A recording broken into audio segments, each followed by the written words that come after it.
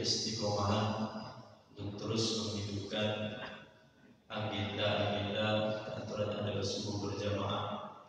Mudah-mudahan apa yang sudah dilaksanakan dicatat oleh Allah Subhanahu wa taala menjadi tabungan amal soleh di sisi Allah Subhanahu wa taala.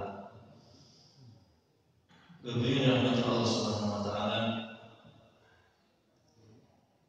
tidak ada kata dan ucapan yang patut kita haturkan Allah Subhanahu wa taala selain selalu memuji dan bersyukur kepadanya yang senantiasa melimpahkan rahmat dan nikmat-Nya kepada kita. Mudah-mudahan semakin bertambah, semakin kita merasa banyak rahmat dan nikmat Allah di dalam kehidupan kita, kita semakin menjadi hamba Allah Subhanahu wa taala yang pandai bersyukur. Wujud bukti bentuk syukur kita kepada Allah Subhanahu wa taala bahwa rahmat dan nikmat Allah kita gunakan untuk ketaatan kepadanya. Kemudian salawat dan salam tidak lupa kita sampaikan untuk uswah hasanah kita Nabi Muhammad sallallahu alaihi wasallam, untuk keluarga beliau, sahabat-sahabatnya, serta orang-orang yang mengikuti beliau di akhir zaman. Semoga kita tergolong mengikut Rasulullah sallallahu alaihi wasallam yang selalu setia mengikuti setiap petunjuk dan sunnahnya sehingga kelak berhak mendapatkan syafaatnya di yaumil qiyamah. Allahumma amin. Bapak-Ibu yang dirahmati Allah Subhanahu wa taala, pasca 212, aksi 212, gaung ulama itu begitu muncul, bahkan sampai detik-detik dan akhir-akhir ini. Tentu kita juga tahu di dalam sejarah sebelumnya pun, masa-masa sebelumnya, bahwa ulama nama mereka cukup agung, cukup terkenal, dan banyak kontribusi mereka untuk perjuangan dan kemerdekaan ini. Tetapi seiring dengan berjalannya waktu, perang gaung ulama itu kemudian makin meredup. Tetapi ternyata pasca aksi 212 gaung ulama itu kemudian hidup kembali. Sampai kemudian akhir-akhir ini ulama itu ternyata sangat dibutuhkan. Oleh karenanya Bapak Ibu dirahmati Allah Subhanahu wa taala, menarik untuk kita bahas tentang ulama ini. Istilah ulama mungkin kita telah dengar, sering kita dengar sejak kita kecil. Tetapi mungkin kita belum banyak membahas tentang bagaimana sesungguhnya ulama. Kita bukan bermaksud untuk merendahkan satu kelompok, bukan untuk menjelekkan satu kelompok, tetapi agar kita sama-sama mendapatkan ilmu, agar sama-sama kita kemudian tahu, bisa mendeteksi, bisa mengenali sosok ulama itu seperti apa. Bapak dirahmati Allah Subhanahu wa taala, jadi kita saksikan diskusi-diskusi khususnya melalui layar televisi seperti RC. Ada kalimat yang sangat menarik, berkesan di hati kami, terutama diungkapkan oleh Ustaz atau Agim Yai Haji Abdullah bin Nasjab ketika berdiskusi tentang bagaimana ulama hari ini dibutuhkan. Beliau berpesan, beliau mengingatkan, jangan sampai ulama itu hanya sekedar dijadikan sebagai pendorong mobil mogok saja. Ulama dibutuhkan, ulama diharapkan, tetapi ternyata pada endingnya ulama itu hanya sekedar dijadikan sebagai alat untuk mendorong mobil mogok. Mobil yang sudah mogok tidak bisa berjalan lagi, kemudian ulama disuruh mendorong. Setelah mobil itu jalan kencang, lancar, kemudian ulama ditinggal kembali. Sehingga Bapak Ibu dirahmati Allah Subhanahu wa taala, kita berharap ketika hari ini ulama itu gaungnya kemudian sangat besar, ulama itu kemudian dibutuhkan. Kita menginginkan bahwa ulama-ulama yang tampil tersebut adalah ulama-ulama yang betul sebagaimana yang kita dapatkan di dalam referensi-referensi Islam. Di dalam sejarah Islam tidak kurang kaum muslimin memiliki banyak referensi tentang ulama. Dan ulama itu seharusnya menjadi ulama warasatul anbiya, ulama yang memiliki sifat istimewa. Kata Allah Subhanahu wa taala dalam Al-Qur'an, "Innama yakhsyallaha min ibadihi ulama." Hanya saja yang memiliki rasa takut kepada Allah Subhanahu wa taala itu adalah ulama. Bapak Ibu dirahmati Allah Subhanahu wa taala, ketika kita membaca di dalam sejarah Islam, literatur Islam, seseorang yang diberikan anugerah oleh Allah Subhanahu wa taala ini menyandang gelar ulama. Mereka orang-orang yang betul-betul memiliki rasa takut kepada Allah Subhanahu wa taala. Begitu dekat kepada Allah Subhanahu wa taala. Gelar dan sandang ulama itu bukan hanya sekedar untuk kepentingan sesaat, bukan untuk kepentingan pribadi, bukan untuk kepentingan kelompok, tetapi bagaimana memberikan maslahat kepada umat, kepada kaum muslimin. Maka ketika kita baca biografi para ulama, kita dapatkan ternyata paling tidak sifat-sifat ciri-ciri ulama warasatul anbiya yang kita dapatkan pada masa salaf itu paling tidak 3 sifat menonjol yang mereka miliki. Ini hari ini kan sedang tinggi-tingginya, besar-besarnya kaum ulama, maka kita patut juga untuk sedikit bisa mengenali ulama warasatul anbiya itu seperti apa. Orang warasatul anbiya itu yang pertama, mereka orang yang begitu takut dan khawatir terhadap jabatan dan kedudukan. Pada masa Umar bin Abdul Aziz, yang kita kenal masa pemerintahan yang adil, digambarkan di dalam sejarah keadilan pemerintahan Umar bin Abdul Aziz, sampai-sampai pembagian zakat itu orang tidak lagi mau menerima, bukan karena mereka kaya secara materi, tetapi karena didikan Umar bin Abdul Aziz. Bagaimana pendidikan sang pemimpin terhadap rakyatnya mencontohkan untuk lebih memiliki rasa qanaah di dalam dirinya. Sehingga ketika zakat itu dibagikan, banyak orang menolak zakat, bukan karena mereka kaya, tetapi masing-masing memiliki sifat qanaah. Wah, ternyata pemberian Allah Subhanahu wa taala yang dimilikinya sangat cukup, dan orang lain lebih layak, lebih membutuhkan, sehingga dipersilakan diberikan kepada yang lain. Kenapa demikian? Karena Umar bin Abdul Aziz, sang pemimpin yang mencontohkan hidup qanaah. Pada masa pemerintahan beliau memiliki dikenal dengan pemerintahan yang adil. Ketika itu masyarakat mendesak agar diangkat qadhi di Basrah. Hari ini Irak, kota di Irak itu yang dikenal Basrah dan Kufah. Sampai ilmu bahasa Arab, nahwu dan sharaf itu dikenal ada mazhab Kufah dan ada mazhab Basrah. Ada desakan dari kaum muslimin agar diangkat qadhi di Basrah, seorang hakim, jabatan yang hari ini jabatan bergengsi. Orang berebut, berlomba-lomba, buktinya ada fit and properties. Kadang orang nggak layak pun demi berambisi untuk mendapatkan jabatan sebagai seorang hakim, dia ajukan. Jabatan bergengsi diusulkan kepada Umar bin Abdul Aziz agar dibentuk di Basrah qadhi, seorang hakim, untuk menyelesaikan persoalan di tengah-tengah kaum muslimin. Beberapa Allah Subhanahu wa taala, supaya kita tidak terlalu jauh ini, saya gambarkan ini profil, ini gambaran para ulama dalam alam Islami. Suasana yang Islami, sistem yang Islami. Silakan bandingkan aja dengan hari ini. Maka Umar bin Abdul Aziz berpikir keras, siapa orang yang paling layak dan pantas untuk menjabat qadhi.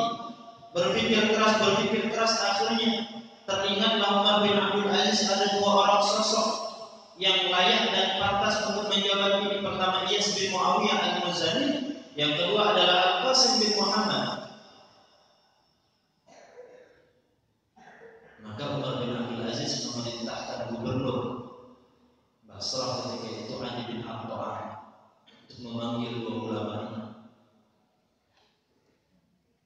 Ketika keduanya sudah berhadapan di ruangan gubernur, Adi bin Atha, maka Adi bin Atha menyampaikan, wahai Iyas bin Muawiyah al-Muzani dan Al-Qasim bin Muhammad, saya mendapatkan tugas dari Khalifah Amirul Mukminin Umar bin Abdul Aziz untuk memerintahkan menunjuk salah seorang di antara kalian menjabat sebagai hakim. Silakan siapa di antara kalian yang paling layak. Masing-masing Bapak dirahmati Allah Subhanahu wa taala. Tidak akan bisa kita bayangkan seperti hari ini orang debat capres, debat calon-calon yang lainnya. Masing-masing kemudian memasrahkan jabatan itu kepada saudaranya. Iyas bin Muawiyah al-Muzani mengatakan, engkaulah Al-Qasim bin Muhammad yang lebih layak. Al-Qasim bin Muhammad mengatakan, justru anda Iyas Muawiyah yang paling layak menjabat sebagai seorang hakim. Lempar-lemparan ini sampai kemudian berlangsung lama. Bukan karena masing-masing mempertahankan untuk jadi orang yang terpilih, tetapi masing-masing melemparkan untuk melepaskan dari jabatan itu. Ketika ini berlangsung lama, maka kata Adi bin Atha sang gubernur tadi, anda berdua tidak akan kami bolehkan keluar dari ruangan ini sampai diputuskan siapa di antara kalian berdua yang menjabat sebagai hakim. Ketika diultimatum demikian oleh sang gubernur, maka Iyas bin Muawiyah al-Muzani memutar otak apa kira-kira senjata yang bisa ampuh kemudian disampaikan kepada sang gubernur sehingga dia selamat bebas dari jabatan sebagai seorang hakim. Maka kata Iyas bin Muawiyah al-Muzani, wahai sang gubernur, jika anda ingin tahu tentang kami berdua, Iyas bin Muawiyah al-Muzani dan Al-Qasim bin Muhammad, kami sarankan anda berkonsultasi kepada dua orang tokoh di Basrah. Pertama Al-Hasan al-Basri, yang kedua adalah Muhammad bin Sirin, dua orang tokoh senior generasi tabi'in. Keduanya orang yang alim, keduanya orang yang faqih. Kata Iyas bin Muawiyah al-Muzani, silakan anda berkonsultasi. Niscaya anda akan mendapatkan jawaban yang tepat siapa yang layak untuk menjabat hakim ini. Kenapa? Bapak berangkat Allah Subhanahu wa taala, Iyas bin Muawiyah mengusulkan demikian. Apa alasan Iyas bin Muawiyah? Ternyata Iyas bin Muawiyah intinya ingin berlepas diri dari jabatan itu. Sebab apabila gubernur tadi berkonsultasi kepada dua orang tokoh ini, otomatis yang akan dipilih adalah Al-Qasim bin Muhammad. Sedangkan Al-Qasim bin Muhammad adalah murid kedua dari tokoh ini. Otomatis guru terhadap muridnya kan tahu betul persis apa kelebihannya, apa kelemahannya, apa keunggulannya, apa prestasinya. Maka pintar Iyas bin Muawiyah, silakan anda berkonsultasi pada Hasan al-Basri dan Muhammad bin Sirin dengan harapan kedua tokoh ini akan memuji Al-Qasim bin Muhammad, menyebutkan keunggulan-keunggulannya sehingga kemudian dia tidak disebut namanya oleh kedua tokoh ini. Otomatis sang gubernur akan memilih Al-Qasim bin Muhammad. Tapi apa Bapak berangkat Allah Subhanahu wa taala? Ternyata Al-Qasim bin Muhammad juga tidak mau kalah. Al-Qasim bin Muhammad juga cepat menangkap ini trik dan cara luar biasa. Dua orang tokoh saling melempar jabatan, saling ingin melepaskan diri dari amanah jabatan dan kedudukan. Memutar otaknya bukan untuk mengunggulkan diri masing-masing, menjatuhkan lawan, tetapi memutar otak untuk berlepas diri dari jabatan dan amanah. Maka Al-Qasim bin Muhammad dengan segera menjawab, wahai sang gubernur, anda tidak perlu berkonsultasi kepada dua tokoh ini.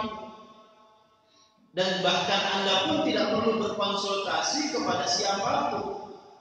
Fawalladzi la ilaha illa huwa, demi zat yang tidak ada ilah kecuali hanya Allah Subhanahu wa taala.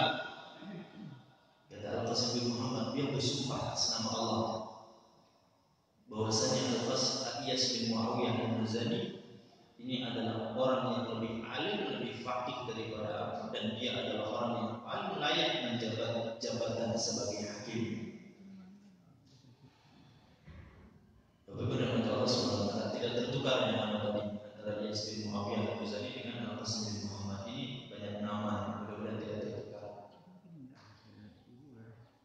Kata Al-Qasim bin Muhammad melanjutkan, wahai sang gubernur, Anda tadi telah dengar saya bersumpah atas nama Allah.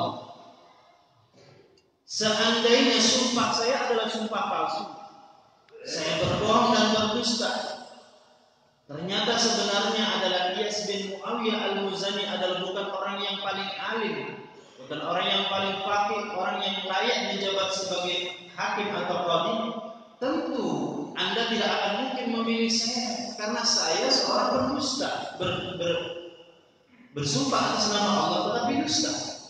Tidak mungkin Anda mengangkat jabatan hakim seorang berdusta.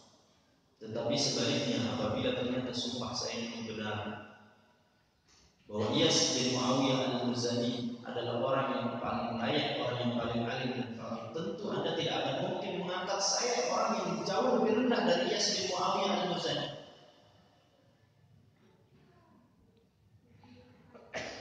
Sama-sama Al-Qasim bin Muhammad juga ingin melepaskan diri. Maka kemudian Iyas bin Muawiyah al-Muzani mendengar terkejut. Dia putar akal lagi, putar otak lagi, bagaimana caranya dia berargumen supaya berlepas diri dari jabatan dan amanah. Nah, kemudian dia mengatakan kepada sang gubernur, wahai gubernur, Anda memanggil kami berdua, ibaratnya Anda datangkan kami dan Anda letakkan kami berdua di tepi jurang api neraka jahanam. Tetapi salah seorang di antara kami hanya bermodalkan sumpah palsu atas nama Allah. Kemudian dia selamatkan dirinya dari jurang api neraka jahanam. Dan dia cukup setelah ini dia beristighfar memohon ampun kepada Allah Subhanahu wa taala. Allah akan ampuni sumpah palsunya. Tetapi dia selamat dari jurang api neraka jahanam. Sementara satunya lagi tidak bisa berbuat apa-apa. Bapak Ibu rahmat Allah Subhanahu wa taala, mendengar perkataan Iyas bin Muawiyah al-Muzani, maka ketika itu kemudian sang gubernur langsung mengungkap perkataan Iyas bin Muawiyah al-Muzani, wahai Iyas bin Muawiyah al-Muzani, justru yang kami butuhkan, justru yang kami harapkan dan yang kami cari untuk menjabat sebagai hakim itu adalah orang yang cara berpikirnya seperti Anda. Orang yang cara memahami jabatan dan kedudukan itu seperti Anda. Jabatan dan kedudukan apabila dipegang oleh seseorang yang tidak bertanggung jawab, sama seperti orang tersebut meletakkan dirinya di tepi jurang api neraka jahanam. Orang yang cara pandang seperti itu yang kami butuhkan, maka Anda yang lebih layak. Maka saat ini kami putuskan Anda sebagai hakim. Bapak Ibu rahmati Allah Subhanahu wa taala. Dua tokoh tadi, Al-Qasim bin Muhammad ketika itu apabila disebut mufti, orang yang pakar ahli untuk berfatwa di bidang agama ketika disebut, maka yang muncul adalah 7 nama ketika itu, salah satunya adalah Al-Qasim bin Muhammad. Tetapi ternyata ketika diusulkan, ditawarkan jabatan sebagai hakim, berbagai macam argumen dia sampaikan untuk melepaskan diri. Iyas bin Muawiyah al-Muzani sejak kecil di kalangan masyarakat Basra sudah terkenal anak ini dengan kecerdasannya, kepandaiannya, ketegasannya, ketekunan dalam menimba ilmu. Tapi ternyata orang yang demikian ketika disodorkan jabatan sebagai hakim, jabatan yang bergengsi di sisi Allah tentu. Kenapa kita katakan jabatan yang bergengsi? Rasulullah SAW menyatakan di dalam sebuah hadis, idza ijtahada al-hakim, idza hakama al-hakim fa asaba falahu ajrun wa idza akhta'a falahu ajrun.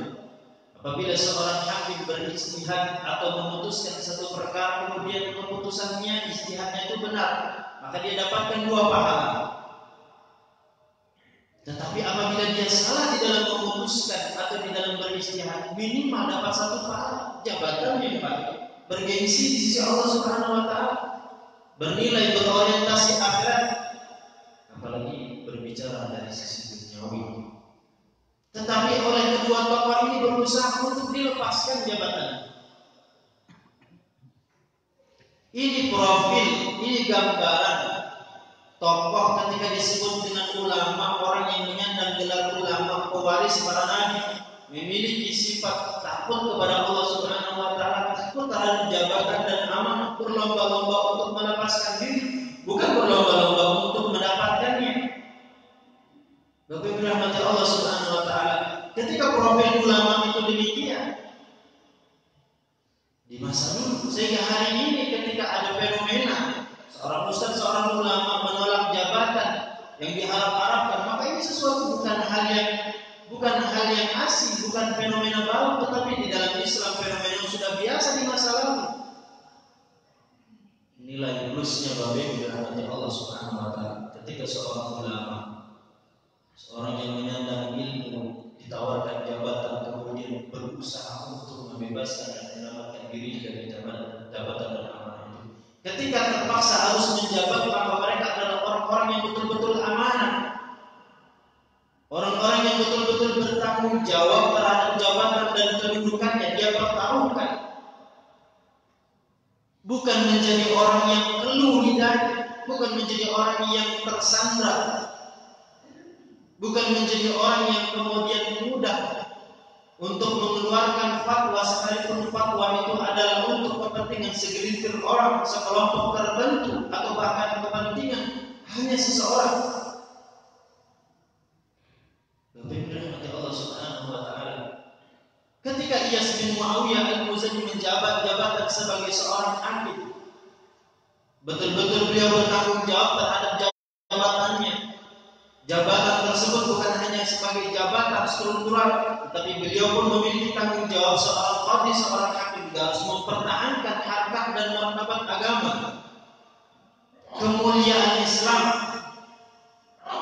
Satu ketika Iyas bin Muawiyah al-Muzani mendengar tanpa disengaja ada kerumunan orang-orang Yahudi sedang mencaci maki, sedang mencela, merendahkan Islam dan kaum muslimin, maka itu tidak dibiarkan berlalu begitu saja oleh Iyas bin Muawiyah al-Muzani. Berhenti Iyas bin Muawiyah al-Muzani, didengarkan, disimak apa celaan dan hinaan orang-orang Yahudi kepada kaum muslimin, kepada Islam. Ternyata orang-orang Yahudi itu sesama mereka mengatakan, bagaimana mungkin umat Islam ketika mereka mengaku dimasukkan oleh Allah ke dalam surga, bahwa mereka kelak dengan makan makanan surga sebanyak-banyaknya, minum minuman surga sebanyak-banyaknya, kemudian mereka tidak akan buang hajat. Mana mungkin ucapan ini disampaikan sesama mereka kemudian dijadikan bahan tertawaan dan olok-olokan. Bapak itu dirahmati Allah Subhanahu wa taala, seandainya ucapan dan kalimat ini terdengar oleh telinga kita hari ini, mungkin kita anggap hal biasa, nggak ada sangkut pautnya dengan kita, nggak ada hubungannya dengan kita, tidak mengganggu, tidak mengusik ketenangan kita. Tapi tidak dengan Iyas bin Muawiyah al-Muzani. Apabila ini dibiarkan, maka orang-orang Yahudi akan begitu leluasa melecehkan yang lebih parah dari itu terhadap Islam dan kaum muslimin. Maka Iyas bin Muawiyah al-Muzani berhenti menyimak setelah beliau mendengar itu masalahnya. Maka didatanginya orang yang mengucapkan tadi, wahai orang Yahudi, kami dengar, saya dengar melecehkan umat Islam, mengatakan begini dan begini. Anda meragukan keyakinan umat Islam bahwa umat Islam apabila dimasukkan oleh Allah ke dalam surga, makanan dan minuman yang mereka makan tidak menyebabkan mereka buang hajat. Maka kata Iyas bin Muawiyah al-Muzani, seandainya Anda makan dan minum, lalu apa yang Anda lakukan setelah Anda makan dan minum sebanyak-banyaknya? Maka orang Yahudi tadi menjawab, tentu kita akan buang hajat. Lalu kata Iyas bin Muawiyah al-Muzani, apakah seluruh yang Anda makan dan yang Anda minum itu kemudian Anda buang ketika Anda buang hajat? Kata orang Yahudi, tentu tidak. Ada yang kemudian dibuang ketika buang hajat, tetapi ada juga yang diserap oleh tubuh menjadi daging, menjadi darah dan seterusnya. Maka kata Iyas bin Muawiyah al-Muzani, apabila Anda di dunia saat ini mengatakan bahwa apa yang dimakan oleh manusia dan diminum oleh manusia ternyata tidak seluruhnya dibuang ketika buang hajat, ada yang terserap oleh tubuh, maka sesungguhnya kelak di akhirat kami kaum muslimin, bahwa kuasa Allah Subhanahu wa taala sangat mungkin, sangat mampu untuk menjadikan makanan dan minuman yang dimakan oleh kaum muslimin itu seluruhnya terserap oleh tubuh. Setelah itu orang Yahudi terdiam, tidak bisa berkutik apa-apa. Kemudian mereka menundukkan kepala. Maka Yazid bin Muawiyah al-Muzani telah berhasil mengingatkan mereka, mendebat mereka, menjelaskan kepada mereka bahwa di dalam Islam, keyakinan Islam tidak bisa dijadikan bahan olok-olokan ejekan oleh mereka. Ini gambaran contoh ketika seseorang akan menjabat jabatan itu, dia berusaha untuk berlepas diri. Ketika dia mendapatkan jabatan, maka jabatan itu dia bertanggungjawabkan, dia gunakan termasuk untuk menjaga muruah wibawa agama. Bapak Ibu dirahmati Allah Subhanahu wa taala. Seharusnya ulama pewaris para nabi itu demikian. Harusnya sepanjang zaman ketika seseorang menyandang gelar sebagai orang yang berilmu, menyandang gelar ulama, ada tanggung jawab dalam dirinya untuk menjaga muruah wibawa agama ini. Dari upaya-upaya orang-orang yang akan berusaha akan merendahkan, meremehkan agama ini. Bapak Ibu dirahmati Allah Subhanahu wa taala. Masalah terbaru, kasus terbaru yang juga sudah cukup viral itu masalah munculnya Islam Nusantara menjadi tanggung jawab terdepan, menjadi tanggung jawab besar bagi para orang yang menyandang ilmu, menyandang gelar ulama, menjelaskan, mengingatkan kepada umat bahwa istilah Islam Nusantara bukan istilah yang biasa-biasa, istilah yang sengaja diusung dari skenario global, istilah yang sengaja diusung, diciptakan oleh dunia internasional. Bagaimana Islamnya terkotak-kotak, bagaimana Islam ini menjadi kerdil, bagaimana Islam ini menjadi lemah. Kalau di Indonesia diciptakan Islam Nusantara, maka diciptakan di Amerika namanya Islam Amerika. Kalau di Amerika ada seperti itu, maka diciptakan di Inggris ada Islam Inggris. Di Prancis juga diciptakan Islam Prancis. Maka warna Islam itu adalah akan menjadi warna Islam yang bersifat lokal. Kemurnian Islam itu perlahan-lahan akan luntur bila di Indonesia Islam Nusantara itu kemudian betul-betul diadopsi, diakui oleh kita menjadi sebuah Islam, sebuah slogan, bahkan menjadi falsafah hidup. Maka konsekuensinya kita harus mengadopsi budaya-budaya lokal, sekalipun budaya-budaya lokal itu jelas-jelas bertentangan dengan prinsip-prinsip Islam. Kita tahu budaya kita masa dulu kan budaya kemudah-mudahan, kehidupan itu mau diadopsi di dalam Islam, sehingga akhirnya tradisi orang kemudian membuat sesajen persembahan ke laut, persembahan ke gunung, persembahan ke hutan, persembahan ke ladang dan sebagainya. Ini adalah budaya lokal kita, ini Islam Nusantara, maka kita adopsi. Kesyirikan itu menjadi tugas utama para nabi dan rasul untuk menghilangkannya dari tengah-tengah umat. Ketika disebut syirik, kebalikannya adalah tauhid, dan dua hal ini menjadi tugas pokok para nabi dan rasul. Nabi dan rasul diutus ke tengah-tengah umat menjelaskan kepada umat pentingnya bertauhid agar mereka menjauhi syirik. Budaya lokal ini mengadopsi namanya kesyirikan. Kalau ternyata budaya lokal itu juga menganut bahwa LGBT itu adalah menjadi budaya lokal yang diadopsi, apalagi memang peresmian acara-acara juga dihadiri oleh pejabat pemerintah, apalagi ada kaitannya dengan persoalan agama, tidak lepas dirinya itu dengan jabatan, dengan embel-embel agama menghadiri acara LGBT. Kalau ternyata LGBT itu menjadi budaya lokal yang diakui, diresmikan secara sah, ketika kemudian kita menganut Islam Nusantara, maka budaya lokal LGBT itu juga harus diadopsi dalam Islam. Tapi berahmati Allah Subhanahu wa taala, kaumnya Nabi Lut diazab oleh Allah sampai siksaan dan azab itu digambarkan di dalam tafsir hatta yusma'a nubaha kilabihim, sampai terdengar ronrongan anjing-anjing mereka. Begitu ngerinya azab dan siksa kaumnya Nabi Lut sampai anjing itu melolong menjerit. Kenapa? Bumi yang mereka pejam dibalik oleh Allah bagian bawah, dihujani oleh batu. Kenapa mereka diazab disiksa oleh Allah? Karena memperlakukan tadi perlakuan LGBT.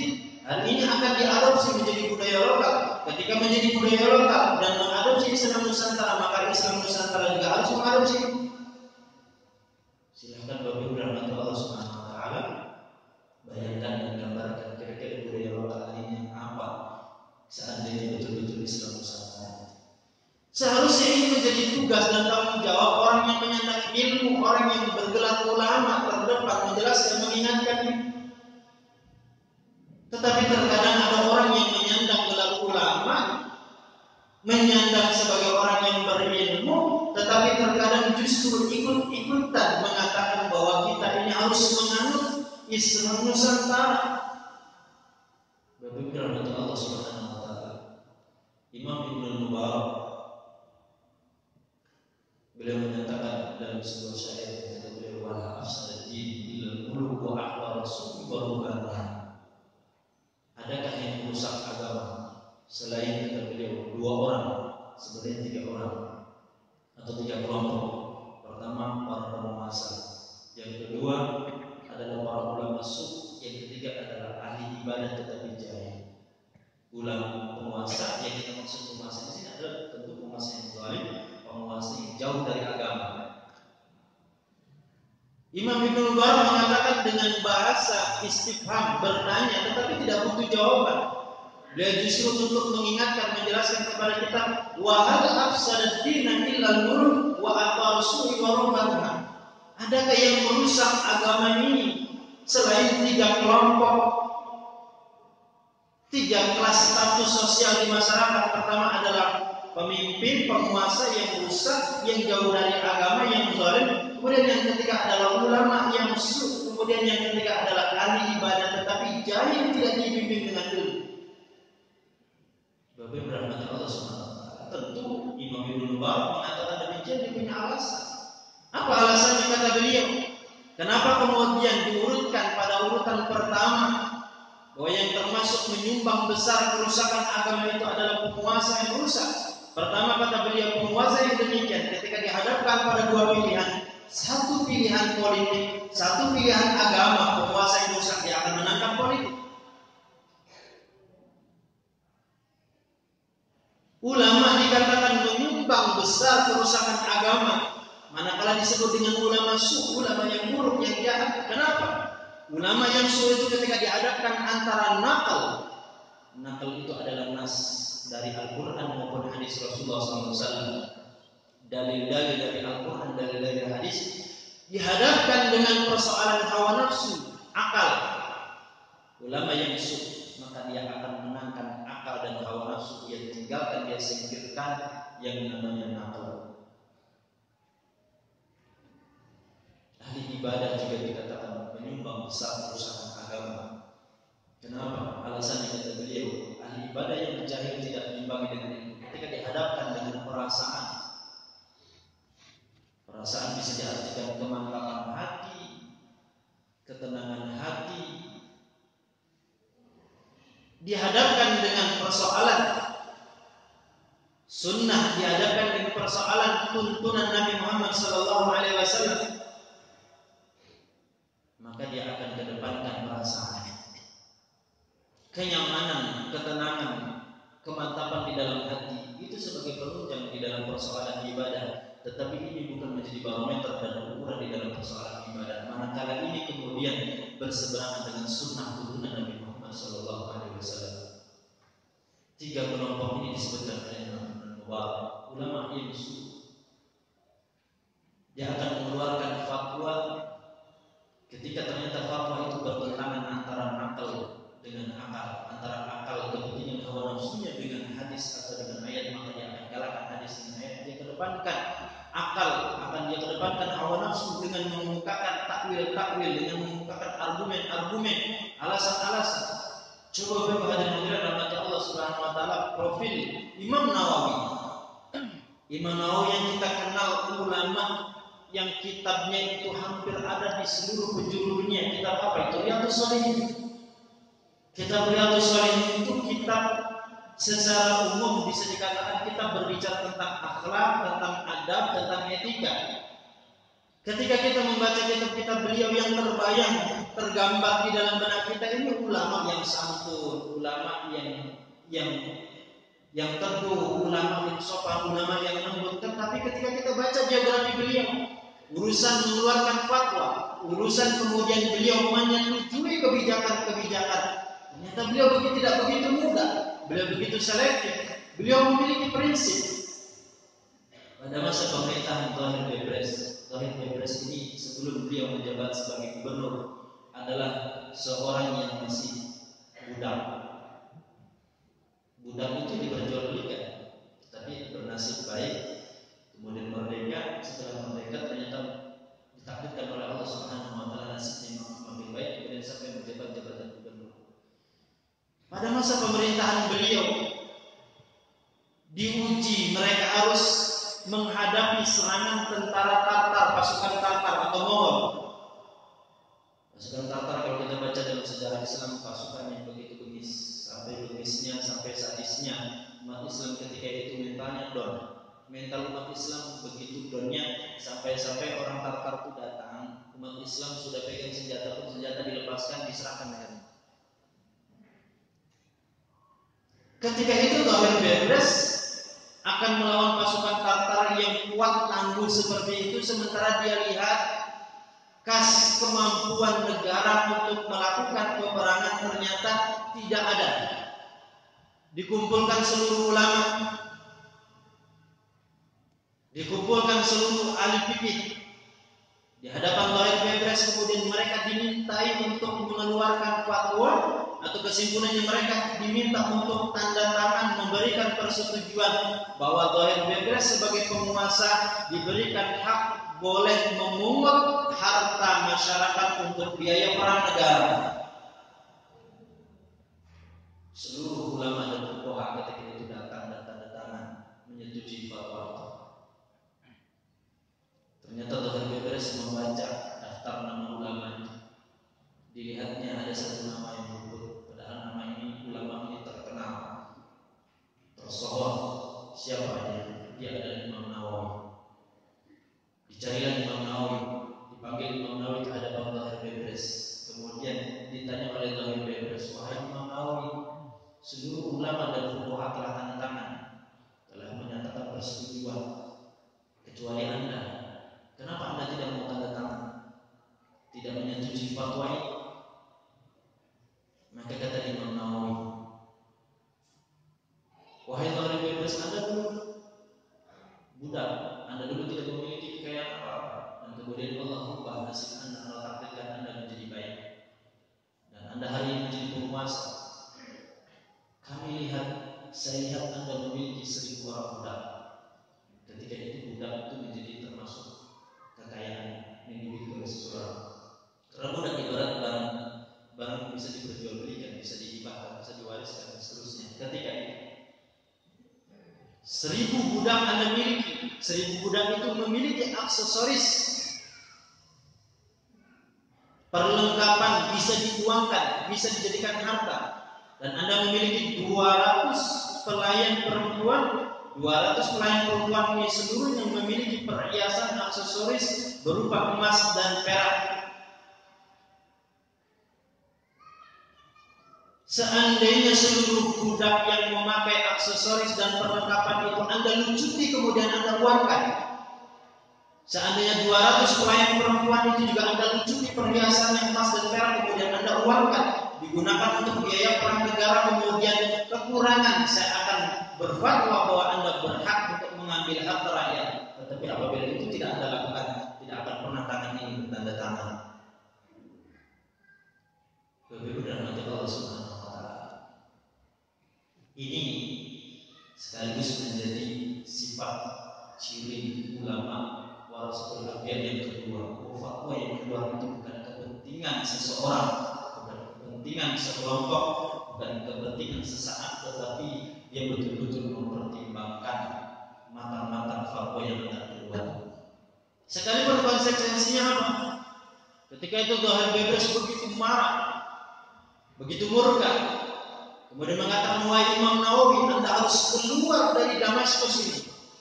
Kami usir Anda dari sini sebab Anda tidak memberikan fatwa. Apa yang diminta diharapkan oleh zahir bebas kalau untuk ukuran kita hari ini kan umrah, biaya untuk negara.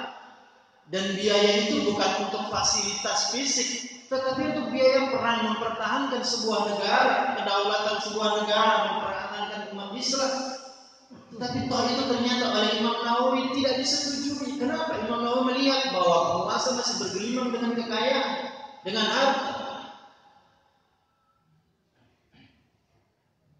Dan sempat itu gaji sampai 100 juta buat boya-boya kan, 100 juta sekali sekian orang kali sekian tahun. Dana haji mau digunakan,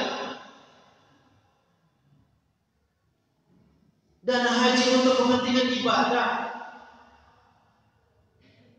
Siapa yang bisa menjamin seandainya daya dana haji itu kemudian bercampur dengan dana riba? Bapak dirahmati Allah Subhanahu wa taala. Kita patut menjamin kebersihan dana haji kita. Sebab Rasulullah SAW mengatakan, la yaqbalullahu innallaha thayyibun la yaqbalu illa thayyiban. Allah itu thayyib, baik, bersih, dan tidak akan menerima dari hamba-Nya kecuali yang bersih-bersih, yang baik-baik, yang thayyib. Siapa yang bisa menjamin seandainya harta itu diputar?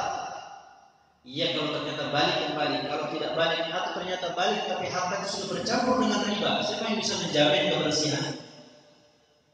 Dan itu untuk digunakan untuk hal-hal yang sangat berbeda dengan apa yang diminta oleh Allah SWT. Tetapi Imam Nawawi tetap mempertahankan itu. Konsekuensinya Imam Nawawi diusir dari Damaskus. Anda harus keluar, kamu usir Anda dari Damaskus.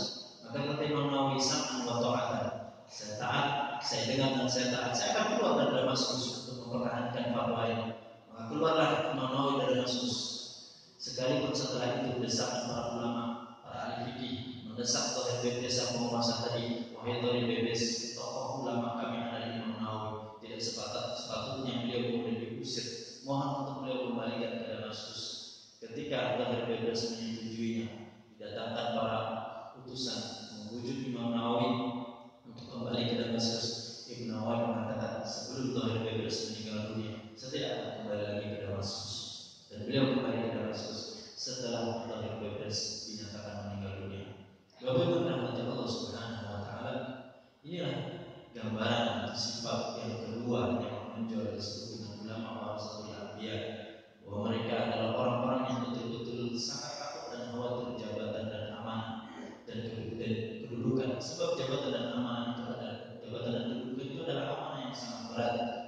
Maka ketika Abu Dzar Al-Ghifari radhiyallahu anhu datang kepada Rasulullah SAW, ya Rasulullah, ala tasta'iduni ya Rasulullah, tidakkah engkau melibatkan aku sebagai petugas yang engkau perintahkan? Maka kata Rasulullah SAW, ya Abu Dzar, innaka imru'un dha'if, Anda adalah orang yang lemah, wa innaha amanatun wa khizyun wa nadamatun yaumil qiyamah. Sesungguhnya jabatan dan kedudukan itu adalah kelak yaumil qiyamah akan menjadi kehinaan, akan menjadi bumerang, penyesalan, kecuali bagi orang yang memegang amanah dan dia bertanggung jawab amanah dalam memegang tanggung jawab itu. Kemudian yang ketiga, bagaimana kata Allah Subhanahu wa taala yang terakhir, ciri tanda sifat ulama warasatul anbiya itu adalah sebagaimana disebutkan oleh Imam Ibnul Jauzi. Kata Imam Ibnul Jauzi, ulama ul akhirah, ulama akhirat, ulama pewaris para nabi itu adalah ulama-ulama yang betul-betul menghindar menjauh dari pintu-pintu penguasa, menghindar dari hilir mudik bolak-balik ke dalam lingkungan para penguasa. Sebab kata sahabat Abu Dzar Al-Ghifari mengingatkan seorang Salamah bin Qais, kata Abu Dzar, in asabaka min dunyahum syai'an, in asabaka min dunyahum syai'an asabu min dinika afdal min.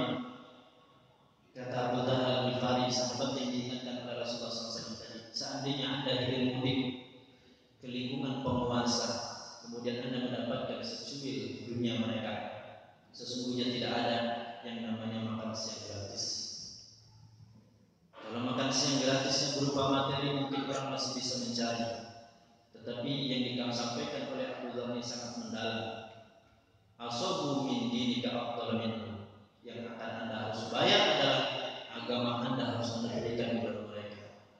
Anda dapatkan secuil kekayaan dunia, tetapi hal yang paling berharga di dalam kehidupan Anda di dunia kelak di akhirat adalah persoalan agama yang terbaik yang Anda miliki. Itu Anda harus serahkan kepada mereka, menjadi orang yang teluh, menjadi orang yang tersandra, menjadi orang yang tidak bisa berbuat apa-apa. Kalaupun harus berfatwa, maka fatwa itu harus disesuaikan dengan kepentingan orang-orang tertentu. Bapak Ibu hadirin rahmati Allah Subhanahu wa taala, maka Allah mengingatkan di dalam surat Al-A'raf, mengisahkan para mayoritas ulama tafsir menyatakan bahwa ayat ini berbicara tentang Bal'am bin Ba'urah. Kata Allah Subhanahu wa taala, "Watlu 'alaihim naba alladhi atainahu ayatina fansalakha minha fa'atba'ahu asy-syaitan fakana minal ghawin walau syi'na la rafa'nahu biha walakinnahu akhlada ila al-ardi wattaba'a hawa famathaluhu kamathalil kalbi in tahmil 'alaihi yalhath aw tatruku yalhath dzalika mathalul qaumil ladzina kadzdzabu bi ayatina faqsusil qasasa la'allahum yatafakkarun." Kata Allah Subhanahu wa taala, bacakan kepada mereka, sampaikan kepada mereka cerita tentang orang-orang yang telah kami berikan ayat-ayat kami, diberikan ilmu, menjabat sebagai seorang yang alim, mengemban ilmu, menjadi orang yang alim. Fansalakha minha, tetapi ilmu ayat itu kemudian dilepas seperti ular yang akan berganti kulit dia lepas, dia ganti dengan kulit yang baru. Fansalakha minha. Para ulama ketika menjelaskan ayat ini luar biasa, begitu tegas, begitu kerasnya Allah Subhanahu wa taala perumpamaan yang seharusnya diberikan kepada seekor ular. Fansalakha minha. Ular ketika akan berganti kulit, dan kulit yang lama dia lepas, dia ganti bentuk wujud baru dengan kulit yang baru. Ini oleh Allah dijadikan perumpamaan kepada siapa? Ulama yang diberikan oleh Allah kelebihan ilmu, menyandang gelar orang yang berilmu, menyandang gelar orang yang alim, ulama. Tetapi ayat-ayat Allah ilmu itu kemudian dijadikan kepentingannya, kemudian dimenangkan hawa nafsu dan akalnya dari kepentingan dunia. Fa'atba'ahu syaitan, maka kata Allah Subhanahu wa taala, maka dia akan diikuti oleh syaitan. Fa'atba'ahu syaitan fakana minal ghawin, maka jadilah dia orang-orang yang tersesat, orang-orang yang binasa. Dzalika mathalul qaumil ladzina kadzdzabu bi ayatina, itulah perumpamaan orang-orang yang mendustakan ayat-ayat kami. Faqsusil qasasa, ceritakanlah, kisahkanlah kepada mereka kisah-kisah seperti itu. La'allahum yatafakkarun, agar mereka kemudian bisa mengambil pelajaran. Bapak Ibu rahmati Allah Subhanahu wa taala, ayat ini berbicara tentang kisah Bal'am bin Ba'urah. Bal'am bin Ba'urah ini adalah, ada yang mengatakan orang soleh di masa Bani Israel pada zamannya Nabi Musa. Ada yang mengatakan dia ini orang yang alim, diberikan ilmu, tetapi karena godaan dunia, karena kemudian rayuan dunia berupa pemberian hadiah, peti, balas jasa dan sebagainya, kemudian atas rayuan orang-orang yang menjadi lawannya Nabi Musa alaihissalam, kemudian Bal'am bin Ba'urah diberikan kelebihan oleh Allah, diberikan ilmu, diberikan oleh Allah Subhanahu wa taala kelebihan doanya mustajab. Tapi karena tadi akhirnya dirayu agar dia mendoakan kebinasaan kepada Nabi Musa alaihissalam. Ketika dia berdoa, sudah diperingatkan oleh Allah Subhanahu wa taala, lidahnya dijadikan oleh Allah berputar. Berputarnya bagaimana? Seharusnya dia mendoakan kebinasaan kepada Nabi Musa, diputar oleh Allah justru kebaikan kepada Nabi Musa dan pengikutnya. Sudah diberikan peringatan seperti itu, tetapi Bal'am bin Ba'urah tetap bersikeras mendoakan keburukan kepada Nabi Musa dan pengikutnya, sampai oleh Allah dalam tafsir disebutkan dijulurkan lidahnya oleh Allah sampai bagian perutnya. Ketika lidahnya menjulur sampai ke perutnya, ketika itu Bal'am bin Ba'urah mengatakan kepada orang-orang yang membujuknya agar mendoakan keburukan kepada Nabi Musa, hilanglah dunia, agama, dunia dan akhirat. Tidak ada lagi yang aku miliki kecuali satu cara. Itulah yang dikatakan oleh Allah Ta'ala, syaitan sudah terlanjur sesat, maka ditambah lagi oleh setan menjadi sesat. Setelah lidahnya terbalik menjulur terus digelincirkan oleh setan, maka Bal'am bin Ba'urah mengatakan tidak ada daya dan upaya yang bisa aku lakukan kecuali kita membuat tipu muslihat. Apa tipu muslihatnya? Kalau kalian ingin mengalahkan Nabi Musa dan pasukannya, siapkan wanita-wanita tercantik, hias mereka, Dirias mereka secantik-cantiknya. Setelah mereka menjadi cantik, indah, kirim mereka kepada pasukannya Nabi Musa alaihissalam agar pasukannya Nabi Musa tergoda dan berbuat zina. Apabila mereka berbuat zina, maka kalian akan dengan mudah mengalahkan Nabi Musa dan pasukannya. Dan inilah akhirnya yang terjadi pada pengikut Nabi Musa alaihissalam ketika kedatangan wanita-wanita dari orang-orang yang diperintahkan oleh Balaam bin Ba'ur tadi. Ternyata orang-orang pengikut Nabi Musa alaihissalam itu terus melakukan perbuatan zina. Karena perbuatan zina itu akhirnya Bani Israel ketika itu diserang oleh Allah Subhanahu wa taala dengan penyakit qaul. Di dalam riwayat disebutkan 70.000 di antara mereka dalam waktu yang singkat dijadikan oleh Allah Subhanahu wa taala binasa. Bapak-Ibu dirahmati Allah Subhanahu wa taala, inilah kisah patut untuk disampaikan kepada Allah Subhanahu wa taala, kisah digambarkan oleh Allah tentang seorang ulama yang suci. Kalau tadi kita awal sebutkan, itulah gambaran ulama warasatul anbiya.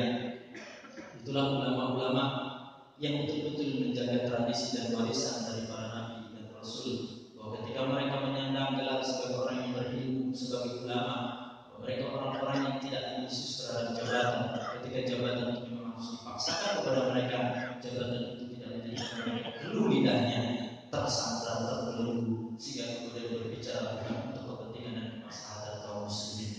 Kemudian mereka juga bukan orang yang tipe rajin, hilir mudik, bolak-balik mundar-mandir ke lingkungan penguasa.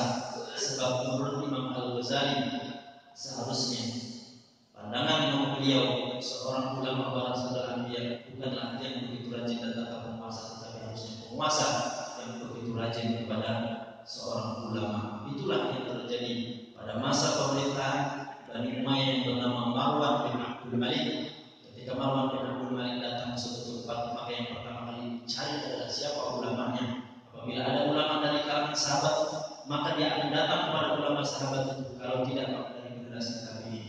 Bapak Ibu hadirin hadirin rahmat Allah Subhanahu wa taala, ulama seharusnya adalah orang-orang yang paling dekat dengan umat, tempat menggantungkan, tempat menyampaikan, tempat berharap. Seharusnya orang yang terdekat dengan umat adalah para ulama.